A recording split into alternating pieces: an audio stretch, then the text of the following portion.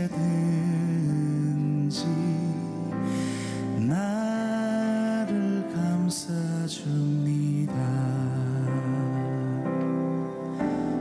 내가 울 때 어머니는 주께 기도드리고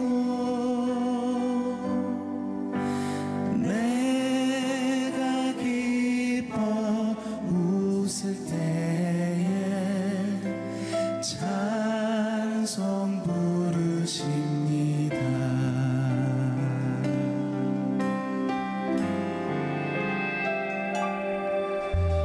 아침 저녁 읽으시던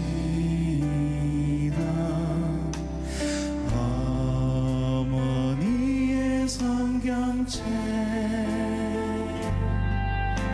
손때 남은 구절마다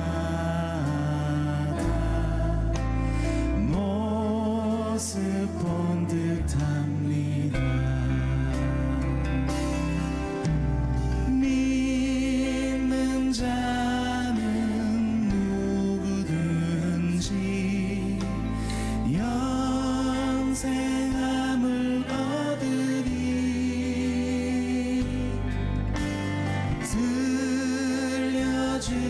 들려주신 귀한 말씀 이제 힘이 됩니다. 홀로 누워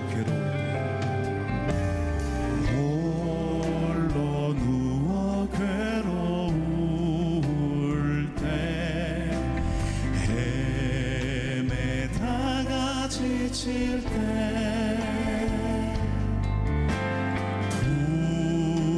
부르시던 찬송 소리 귀에 살아옵니다.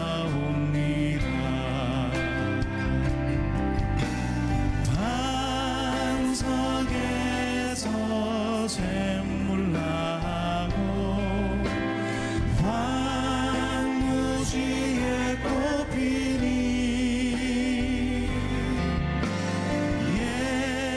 예수님과 동행하며 두려울 것 없어라.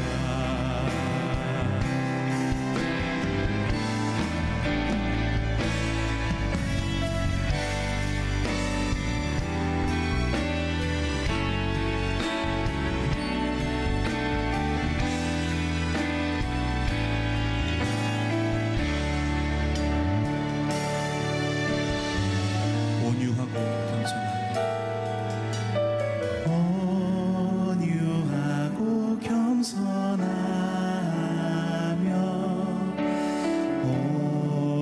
올바르고 굳세게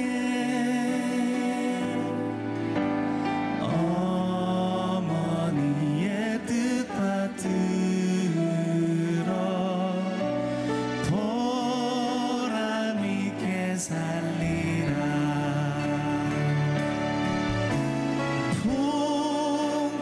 풍파많은 세상에서 선한 싸움 싸우다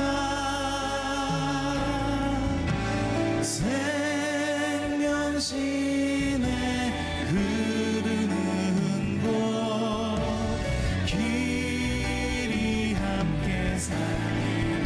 풍파많은 세상에서 풍파많은 세상에서 선한 싸움 싸우다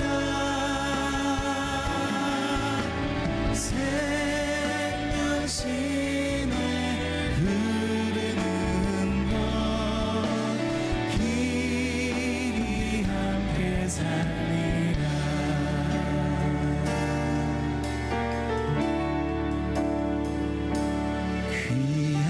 귀하고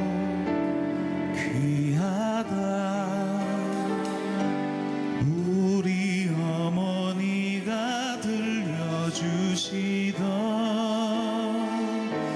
재미있게 듣던 말 이 책 중에 있으니 이 성경 심히 사랑합니다.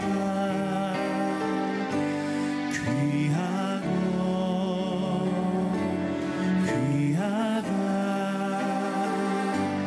우리 어머니가 들려주시던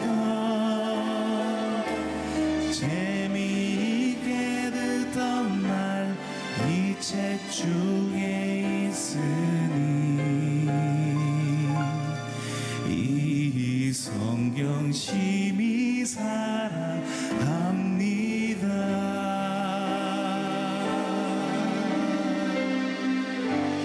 우리에게 믿음의 가정을 주셔서 하나님을 더욱 잘 볼 수 있게 해주신 그 은혜에 감사드리며 우리 하나님 앞에 영광의 박수 올려드리며 나가겠습니다.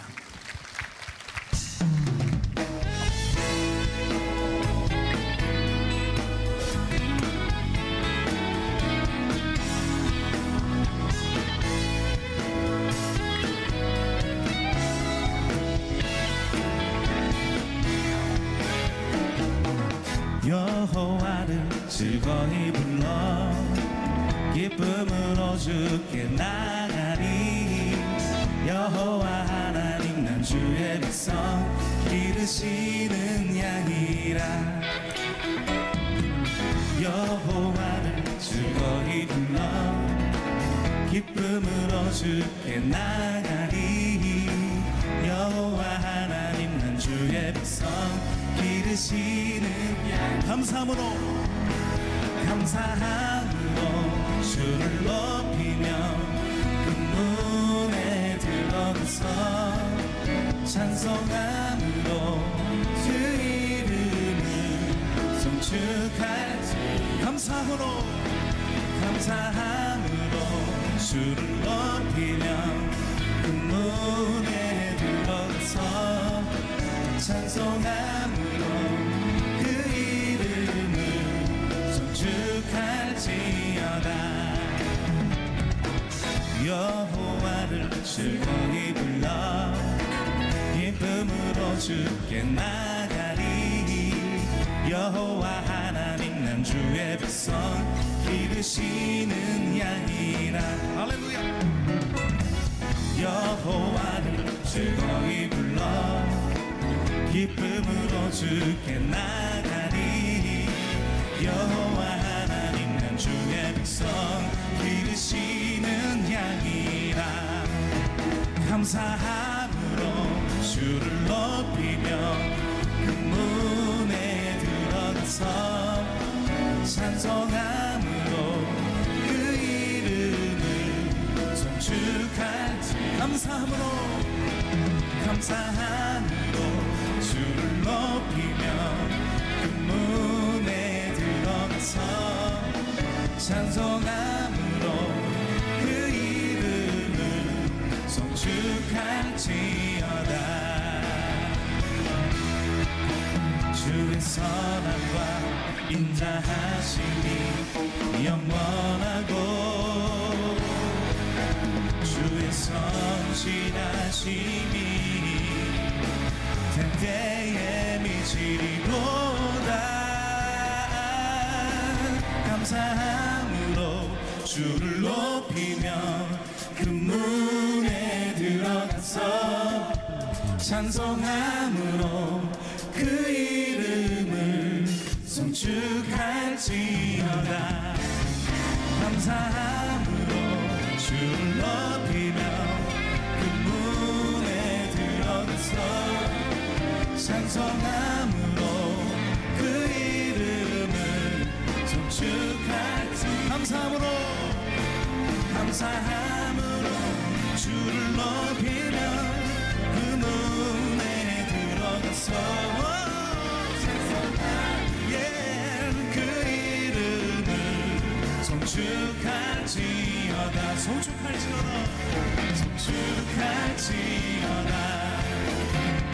송축할지어다.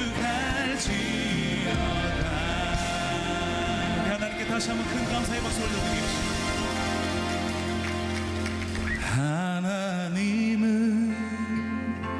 너를 만드신 분, 너를 가장 많이 알고 계시며, 하나님은 너를 만드신 분, 너를 가장 깊이 이해하신단다. 하나님은 너를 지키시는 분, 너를 절대 포기하지 않으며, 하나님은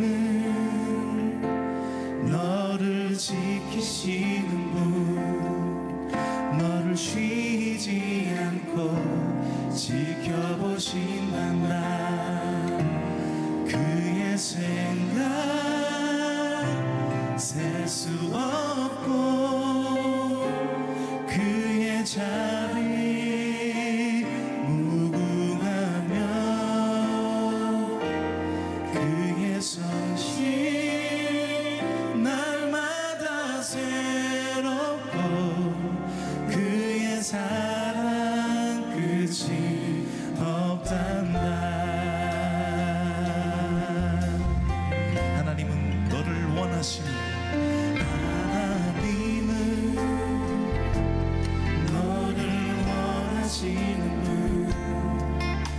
이 세상 그 무엇 그 누구보다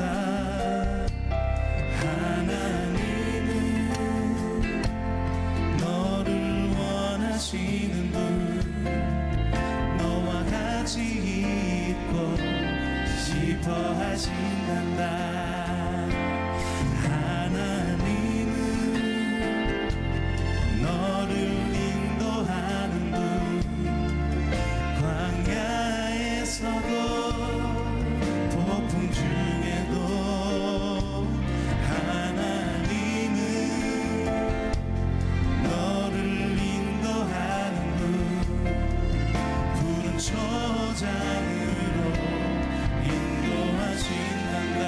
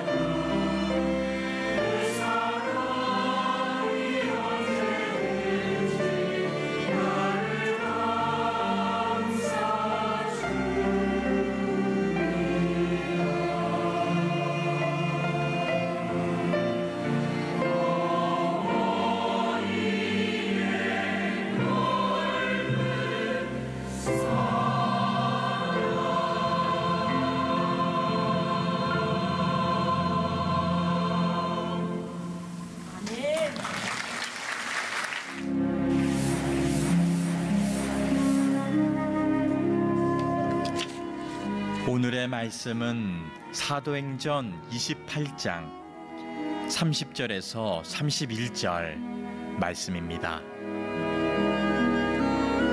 바울이 온 이태를 자기 셋집에 머물면서 자기에게 오는 사람을 다 영접하고 하나님의 나라를 전파하며 주 예수 그리스도에 관한 모든 것을 담대하게 거침없이 가르치더라.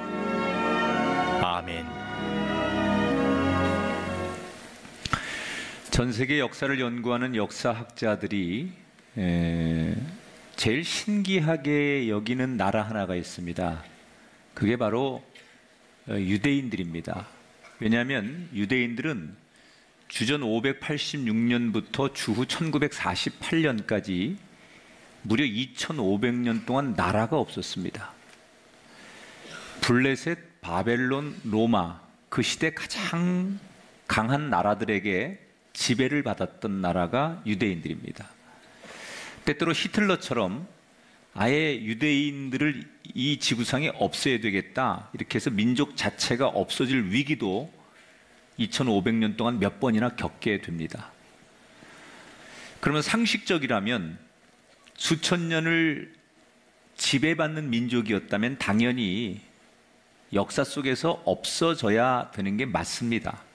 그런데 유대인들은 그 상식을 뒤집죠. 오히려 그들을 지배했던 블레셋, 바벨론, 로마, 히틀러는 사라졌는데 지배를 받았던 유대인들은 살아남았습니다. 그 비결이 뭘까요? 많은 학자들이 그 비결을 탈무드에 있다 이렇게 말합니다. 여러분 잘 아시는 것처럼 탈무드는 유대인들의 전통을 모아놓은 책이 탈무드인데, 유대인들이 탈무드를 만들 때마다 꼭 하는 일이 하나 있다는 거예요. 탈무드를 다 만들어 놓고 마지막 장을 반드시 백지를 남겨놓습니다. 그리고 자녀들에게 그 책을 공부하게 한 다음에 느낀 것을 맨 마지막 장 백지에다가 적게 한다는 거예요.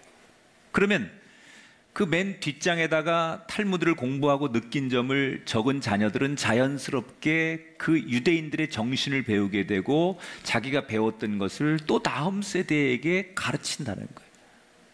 그래서 유대인들이 2500년 동안 나라가 없이 지배를 받거나 떠돌았지만 생존하고 살아남을 수 있었던 힘이 거기에서 나왔다. 제가 이 이야기에 동감을 하면서 지금까지 했던 사도행전 강해, 1년여 동안 했던 사도행전 강해를 제가 돌아봅니다. 여러분, 오늘로 사도행전 강해를 이제 끝마치게 됩니다. 사도행전이 총 28장이 있는데 오늘 드디어 이제 마무리가 되지요. 그런데 이 사도행전 강해를 오늘 제가 잘 마치면 저의 의무는 다 한 거고, 여러분은 사도행전을 이제 끝났으니까 우리는 뭔가 책 한 권을 띄었다, 뭐 이렇게 만족하는 것도 좋은 일이지만, 제가 사도행전을 끝마치면서 바라는 소원이 하나 있어요. 하나님이 이걸 바라실 것 같아요. 사도행전 28장 맨 뒤에 우리도 백지를 하나 끼워 놓고 29번째 장을 만들 그 누군가를 찾고 계시지 않을까. 사도행전은 28장으로 끝나지만 백지 하나를 끼워 놓고 29번째 장을 그 누군가가 받아서 쓸 사람이 이 시대에 필요한데, 그런 사람을 하나님께서 찾고 계실 텐데, 누가 사도행전 28장을 끝나는 것으로 끝나는 게 아니라 다시 받아서 29번째 장을 자기가 써낼 수 있는 사람이 있을까? 하나님께서 29번째 장을 쓸 사람을 찾고 계신다면 사도행전의 주인공이었던 바울과 같은 사람, 이 바울의 인생을 총 정리하면서 오늘 마지막 장에 적어도 하나님이 찾으시는 이 시대의 바울 같은 사람은 이런 사람이어야 되겠다. 자, 29번째 장을 쓸 그 누군가를 찾는 오늘, 지난 시간의 설교 내용을 조금 정리할게요. 멜리데 섬에서 배가 난파당하고 그리고 멜리데 섬으로 그들이 겨우 살아 들어갔는데 그 섬에서 많은 에피소드가 있었죠. 바울이 독사에게 물렸는데 그 독을 이겨내는 과정이라든지 또 멜리데 섬 사람들이 병을 고침받고 이 바울을 추앙하고 또 그래서 정말 이 바울이 전한 복음을 가슴 깊이 받아들여서 그 마을 전체가 복음을 접하게 되는 이야기. 그러면서 거기서 지중해의 그 강한 겨울바람을 피해서 3개월 동안 머물다가 3개월이 지나서 봄이 되어 다시 바닷길이 열리니까 로마로 떠나게 되는 이야기. 이제 오늘은 그들이 3개월을 멜리데 섬에서 머물다가 로마의 본토에 상륙한 이야기부터 오늘 성경은 시작이 돼요. 바울과 일행 276명이 로마의 보디올이라고 하는 항구로 들어가서 거기서 육로로 이제 로마로 들어가는 거예요. 쭉 로마로 들어갑니다. 보디올이라는 곳을 항구를 거쳐서 그렇게 그들이 소원하던 로마로 들어갑니다. 자, 그런데 오늘 성경에는 바울과 일행들이 로마로 이렇게 쭉 들어갈 때 그 모습을 상세하게 설명하고 있는데 어떤 모습으로 들어가느냐? 여러분 상상해 보세요. 바울은 지금 재판을 받으러 로마로 호송되는 죄수예요. 그러면 보통 여러분 요즘도 재판 받으러 갈 때 호송 차량에서 내려오는 그 재판받는 분들 어떻게 하시죠? 수갑을 채우거나 아니면 호송줄에 묶여서 가지요.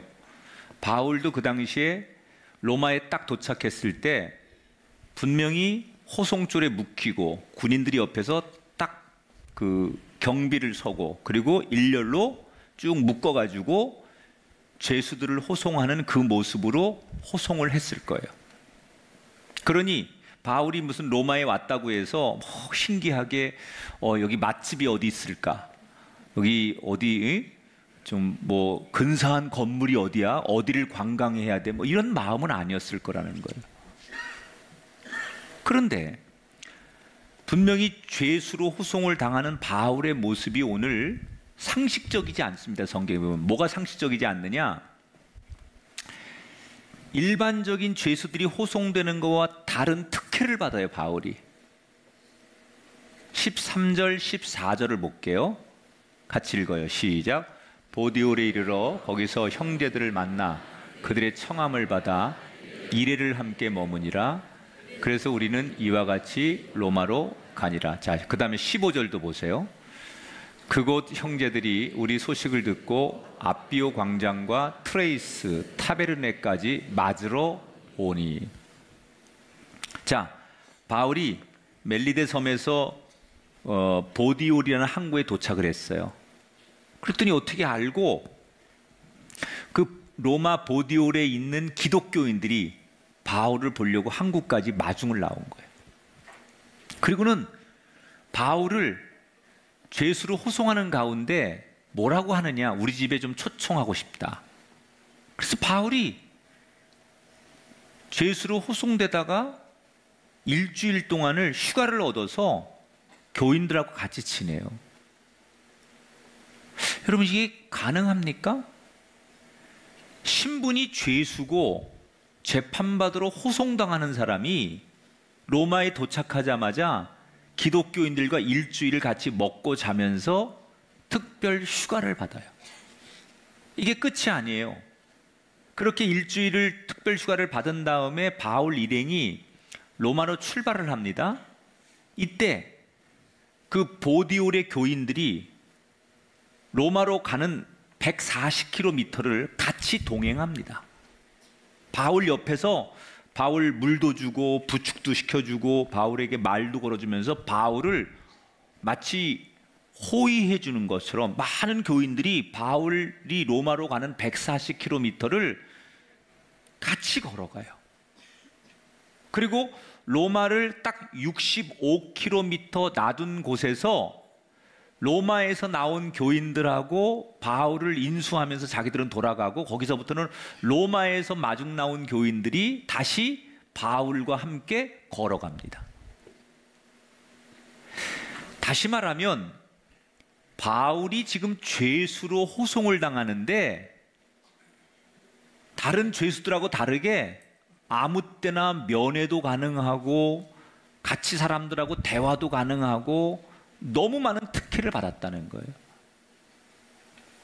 이게 여러분 있을 수 없는 일입니다. 왜 그랬느냐?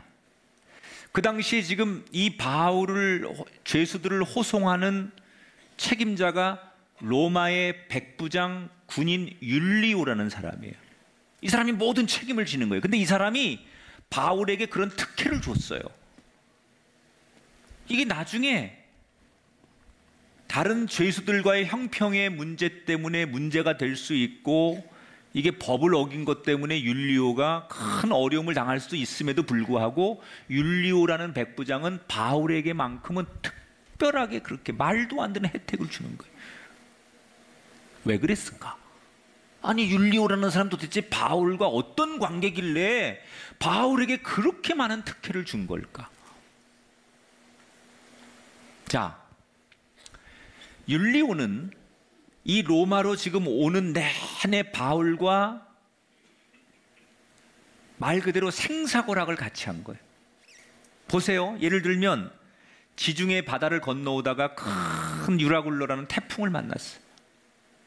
죽을 고비를 수없이 넘겼어요.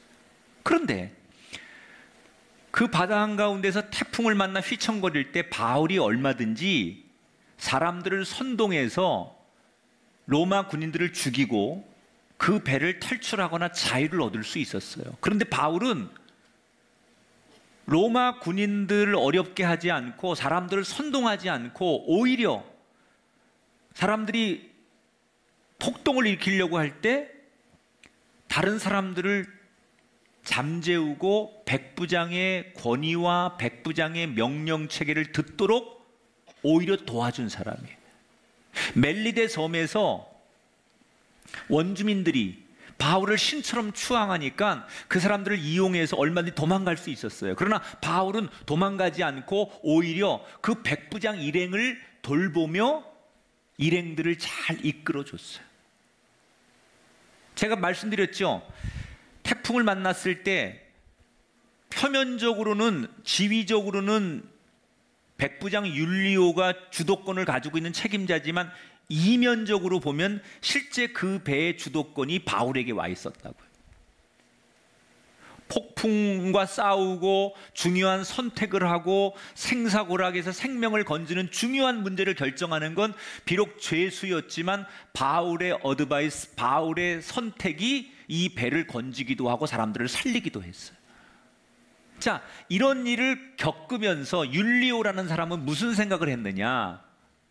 내가 다른 사람은 못 믿겠지만, 비록 신분은 죄수지만 저 바울만큼은 믿을 수 있는 사람이다.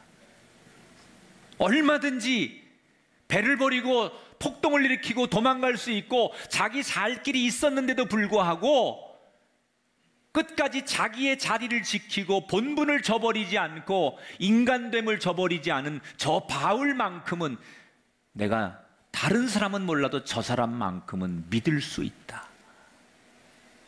바울은 얼마든지 내가 신뢰해 줄 수 있다. 나는 바울이 말하는 거라면 무슨 말이든지 믿을 수 있다. 그래서 다른 사람들이 부탁하는 거고 다르게 바울이 조금만 부탁을 해도 이미 마음속에 신뢰가 있었기 때문에 내가 어떤 어려움과 손해가 와도 바울의 부탁을 거절하지 않은 거예요. 율리오라는 사람이 바라본 바울은 어떤 사람이에요? 신뢰를 주는 사람. 여러분, 바울이 천막을 만드는 일을 하든지 교회 일을 하든지 누구를 하든지 바울의 인생을 딱 한마디로 요약하면 뭐냐? 저 사람 믿을 수 있는 사람이야. 바울이 왜 기독교의 대명사가 되고, 지금 바울이 없었다면 우리 기독교가 이런 신학, 기독교가 이렇게 근대화되는데 바울이 없었다면 이게 불가능한 얘기입니다. 바울이라는 사람이 엄청난 이 신학을 만들어내고 기독교의 근간을 만들어낸 사람인데, 이 바울이 이렇게 엄청난 일을 할 수 있었던 건 뭐냐? 사람들로부터, 하나님으로부터 바울은 언제나 신뢰를 주는 사람이었다는 거예요. 그래서 바울이 사도행전의 주인공이 됐다고 생각해요. 만약에 이 시대에 사도행전 28장이 끝나고 29장을 누군가가 써야 된다면 하나님이 어떤 사람을 사도행전 29장을 다시 써가는 사람으로 부르실까? 하나입니다. 바울처럼 신뢰를 줄 수 있는 사람이어야 된다. 머리가 좋고 실력이 있고 글 잘 쓰고 신학을 잘하고 이런 거 소용없습니다. 사람들에게, 하나님께 저 사람 무슨 말을 하든 난 저 사람 말을 믿어줄 수 있어라고 신뢰를 얻어낼 수 있는 사람, 그게 이 시대의 사도행전 29장을 쓸 수 있는 사람이다. 여러분, 돈 많은 게 성공하는 게 아니에요. 높은 자리에 있다고 성공하는 게 아니에요. 성공의 가장 큰 자산은 신뢰를 얻는 거예요. 여러분이 바로 그 사람이 되십시오. 바울처럼 어떠한 신분과 조건과 환경에 놓였을지라도 여러분의 인생이 신뢰를 얻을 수 있는 사람, 특별히 하나님께로부터 내가 네 말은 믿을 수 있다. 내가 네 기도만큼은 내가 신뢰할 수 있다. 내가 너의 생각만큼은 믿어줄 수 있다. 이렇게 신뢰를 얻는 저와 여러분이 되기를 주의 이름으로 축원합니다. 자, 이렇게 바울은 지금 다른 죄수들과 함께 로마에 입성을 합니다. 다른 죄수들은 다 감옥으로 들어갑니다. 그런데 바울만큼은 따로 감옥에 들어가지 않고 따로 살 수 있도록 허락이 됩니다. 물론 죄수였기 때문에 그를 늘 감시하는 군사와 24시간 동안 아마도 이렇게 줄로 묶여 있고 제한된 공간을 떠나면 안 된다는 조건이 붙었긴 했지만, 바울은 감옥으로 가지 않고 자기가 원하는, 아마도 요즘 말하면 어디 그 방을 렌탈을 해서 거기에서 따로 바울이 묵었다는 거예요. 재판을 받는 내내 구치소에 수감된 게 아니라 자기가 어디 오피스텔 같은 데 하나를 얻어가지고 거기에서 기거하면서 재판을 받도록 바울에겐 특혜를 줬다는 거예요. 자, 바울이 감옥에 가지 않고 오피스텔 빌려가지고 거기서 자기 짐도 갖다 놓고, 하여튼 거길 떠나면 안 되지만 좀 자유롭게 거기서 생활을 하는 거예요. 그리고 바울이 거기서 뭘 하느냐? 비록 제한된 공간이지만 바울은 그 좁은 공간에 살면서 로마에 살고 있는 유대인들, 지도층을 자기 집으로 초청합니다.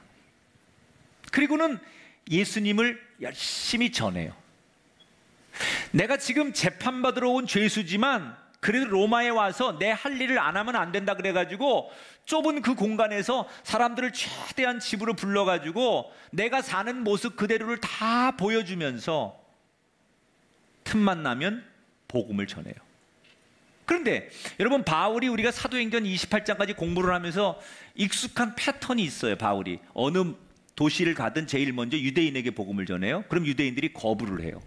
그래서 때로는 돌도 던지고 때로는 유대인들을 관청에 고발도 하고, 이 바울을 막 사람들이 집단으로 막 테러도 하고 죽이려고 하고, 이게 익숙한 패턴이에요, 지금까지. 근데 로마에서 그럽니다. 바울이 유대인들에게 복음을 전했는데 어떤 사람들은 그 복음에 감동해서 은혜를 받고 예수를 믿는 사람도 있었지만, 또 어떤 유대인들은 어떻게 구약의 율법 말고 하나님 말고 예수님이 구원자고 예수님이 하나님이냐, 그래서 이 문제를 가지고 바울을 믿지 않고 신뢰하지 않고 복음을 받아들이지 않는 사람들이 있었어요. 그래서 바울이 전한 복음의 결과가 어떻게 나타나느냐? 24절 25절 같이 읽어봐요. 그 말을 믿는 사람도 있고 믿지 아니하는 사람도 있어 서로 맞지 아니하여 흩어졌다. 그러니까 바울의 복음을 받아들이는 사람도 있고 받아들이지 않는 사람도 있었는데 자기들끼리 싸웠다는 얘기죠.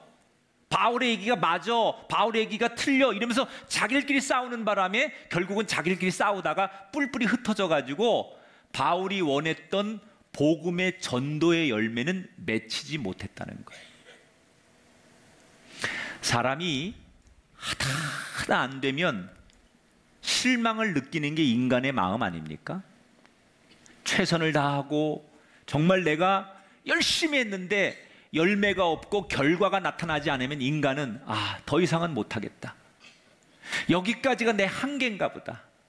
아무리 해도 안 되는구나. 이게 인간이 갖는 상식입니다. 바울이 기독교를 전 세계에 전하는 게 목표이기 때문에 정말 어렵게 로마라는 목표를 두고서 여기까지 왔어요. 그리고 막상 로마에 와가지고 복음을 전해보고 열심히 최선을 다해서 그들에게 예수님을 전했는데 복음의 결과가 나오지 않으니까 바울이 내 역할은 여기까지인가 보다. 아무리 열심히 해도 내가 죽을 고비를 넘기면서 여기까지 와서 복음을 전해도 복음의 열매가 나타나지 않으니까 내 역할은 여기까지야 라면서 모든 것을 포기하고 낙심하고 절망해야 되는 때를 오늘 딱 만났다는 거예요. 그런데 복음의 열매가 나타나지 않아서 너무나 실망을 느끼게 되는 그 상황에 바울이 어떻게 하는 줄 알아요? 분명히 마음에는 실망과 좌절 이런 게 왔는데 바울이 무슨 행동을 하나 보세요. 30절 31절을 요약했어요. 같이 읽어봐요.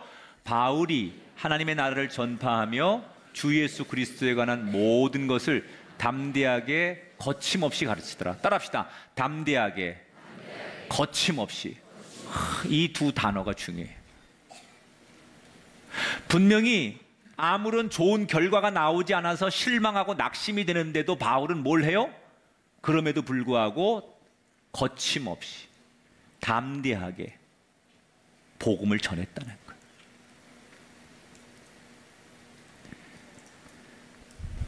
하나님이 사도행전 29장을 쓸 사람을 지금 찾는다면 분명히 상황은 실망과 낙심의 상황이지만 그럼에도 불구하고 바울처럼 거침없이 도전적으로 내 상황을 딛고 일어설 수 있는 용기를 갖는 사람, 상황이 그러니까 환경이 그러니까 나는 어쩔 수 없어 라고 포기하는 사람이 아니라 그 실망을 그 어려움을 딛고 일어서는 사람을 하나님께서 이 시대 사도행전 29장을 쓸 수 있는 사람으로 부르신다는 거예요. 여러분, 여러분의 인생이, 여러분의 삶의 현장이 실망덩어리입니까? 내가 아무리 노력하고 발버둥치고 애써도 우리 가정이, 내 형편이, 내 인생의 목표가 조금도 나아진 게 없고 여전히 실망과 좌절의 상황 속에서 허우적거리고 있습니까? 그대로 쓰러지면 보통 사람입니다. 그러나 그 실망과 그 좌절의 상황에서도 더욱더 담대하게 거침없이 여러분 그 상황을 이겨보려고 일어서는 순간 여러분은 비범한 사람이 되는 거고 그때부터 하나님이 들어 쓰는 사람이 되는 거예요. 실망을 딛고 일어서는 사람, 실패할수록 더욱더 도전하는 사람, 하나님이 그런 사람을 사도행전 29장을 쓸 사람으로 찾고 계신 줄 믿습니다. 내가 열심히 기도하고 열심히 예배하고 내가 열심히 노력했는데 원하던 결과를 얻지 못해서 지금 실망과 낙심과 누구에 대한 원망으로 가득 차 있는 분이 계시다면 오늘 이 말씀을 기억하십시오. 더욱더 담대하게, 더욱더 거침없이, 잘 될 때 담대하는 게 아니라 안 될 때 더욱더 담대하고 더욱더 거침없이 그 상황을 딛고 일어서려고 할 때 그게 바울의 인생이었다는 거예요.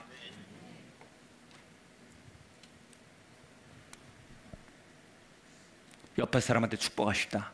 더욱더 거침없이, 더욱더 담대하게, 바로 이 말을 들은 여러분이 그 사람 되기를 주의 이름으로 축원합니다. 그러니까 바울은 내가 잘 되든지 안 되든지 이런 거에 상관하지 않고 하루하루 최선을 다하는 거예요.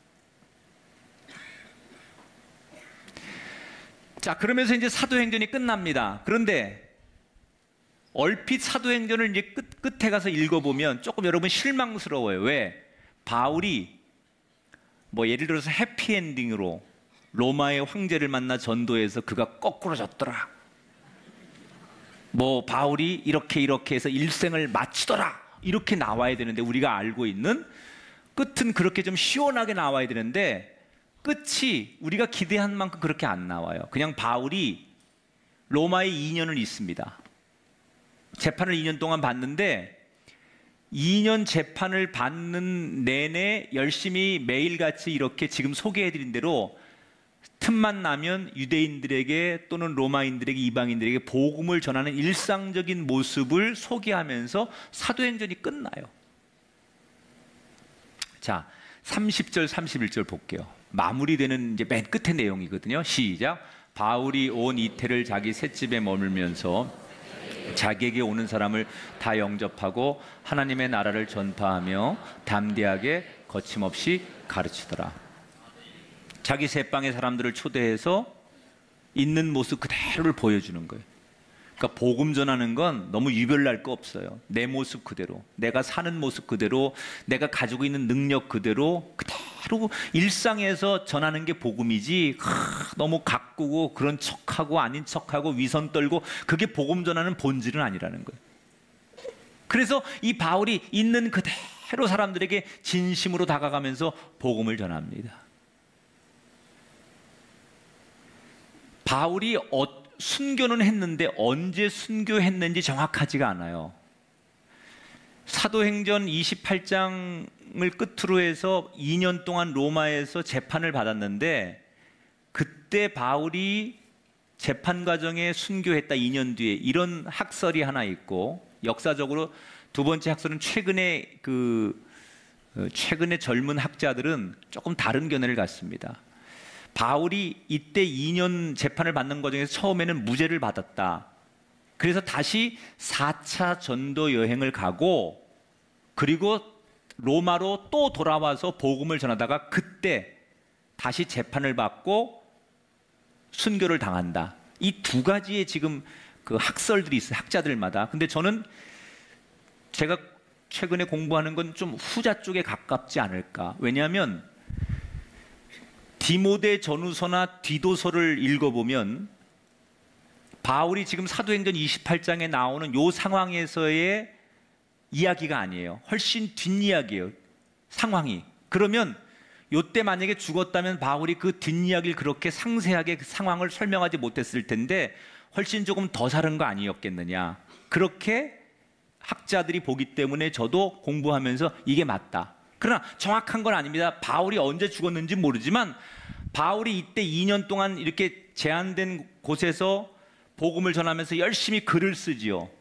이때 썼던 글들이 빌레몬서, 빌립보서, 골로새서, 예배소서, 이게 다 옥중서신이라고 해요. 이때 자기가 재판을 받기 위해서 제한된 곳에 갇혀서 열심히 그 빌립보에 있는 교회에게 편지 써주고, 골로새에 있는 교인들에게 신앙적으로 설교 편지를 보내주고, 이렇게 하면서 그때 썼던 이 옥중서신이 지금 여러분이 읽고 있는 신약 성경의 그 내용들이라는 거예요.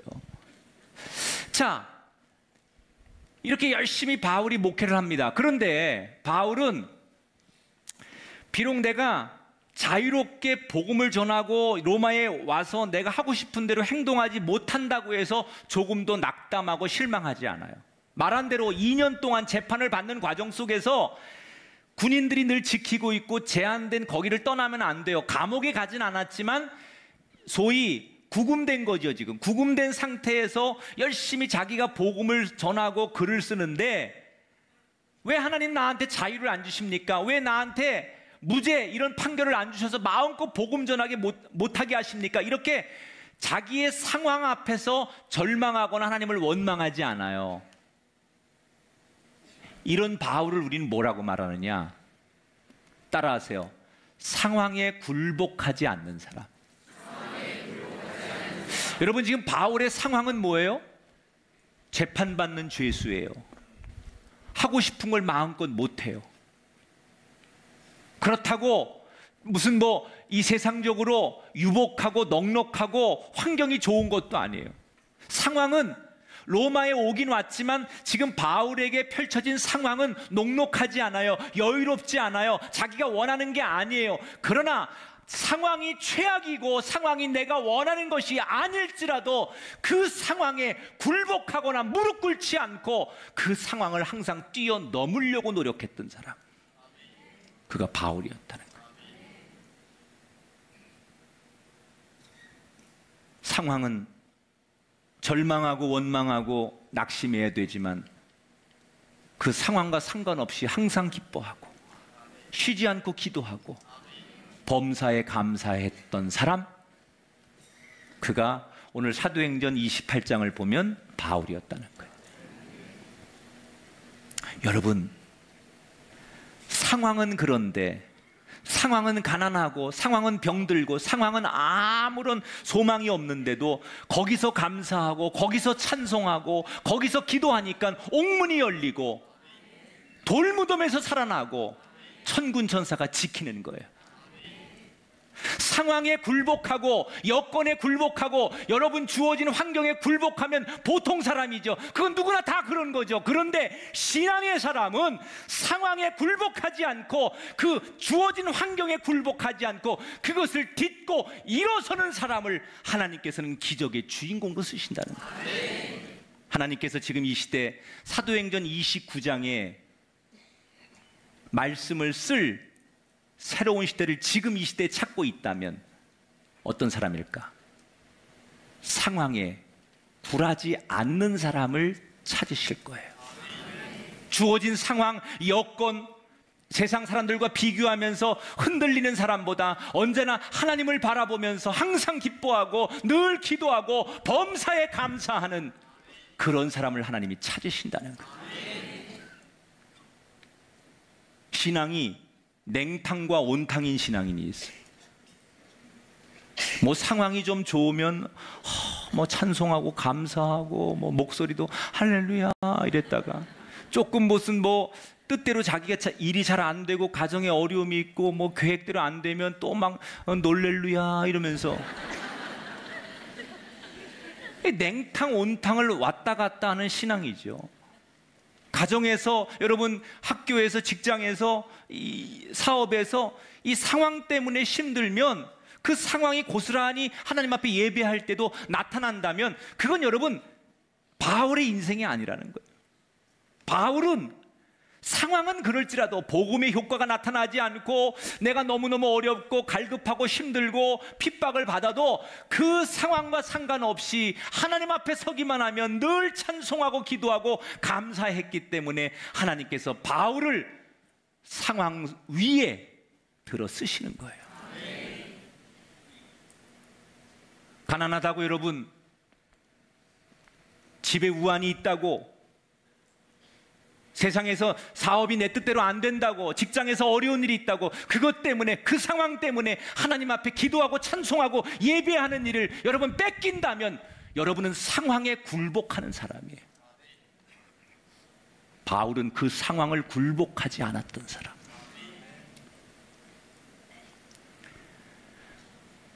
(1820년) 미국 뉴욕주의 한 작은 마을에서 페니 크로스비라고 하는 한 여자아이가 태어납니다. 그런데 이 아이는 태어나서 6주 만에 무면허 의사의 잘못된 처방에 시력을 잃게 됩니다. 그녀는 원치 않는 불행을 만났지만 다행히도 신앙으로 버팁니다. 아버지가, 자기가 태어난 지 1년도 안 됐을 때 아버지가 죽어요. 그리고 엄마가 그 당시 나이가 22살이에요. 근데 다행히도 외할머니가 신앙이 있었기 때문에 앞을 보지 못하는 그 어린 손녀딸을 이 할머니가 늘 돌봐요. 가슴에 품고 성경을 읽어주고 찬송을 불러주고, 그리고 밖에 나가 꽃들을 만지며 이게 꽃이란다, 이게 새소리란다, 이렇게 정말 믿음으로 신앙으로 이 할머니가 어린 크로스비를 양육해요. 그래서 그 할머니의 신앙의 유산을 그가 다행히 받아서 앞을 보지 못하고 아버지를 잃었지만 그는 신앙으로 버티면서 훗날 95세의 세상을 떠날 때까지 수천 편의 시를 남기는데 그녀의 시가 지금까지 수많은 사람들이 감동을 줘요. 이 페니 크로스비의 일화 가운데 이런 말이 있어요. 어느 날 자기가 꼭 $5가 너무너무 필요한데 단돈 $5가 없는 거예요. 앞도 보이지 않는데 돈도 없으니 얼마나 참담한지 몰라요. 지금 이 상황에서 $5가 필요한데 할 수 있는 게 없어요. 그래서 그녀는 자기가 할 수 있는 최선의 방법을 씁니다. 그게 뭐냐? 하나님 앞에 무릎 꿇고 기도하는 거예요. 하나님, 나 지금 $5가 필요해요. 어떡하지요? 그리고 기도하고 일어섰는데 마침 띵동하고 초인종이 울리더래요.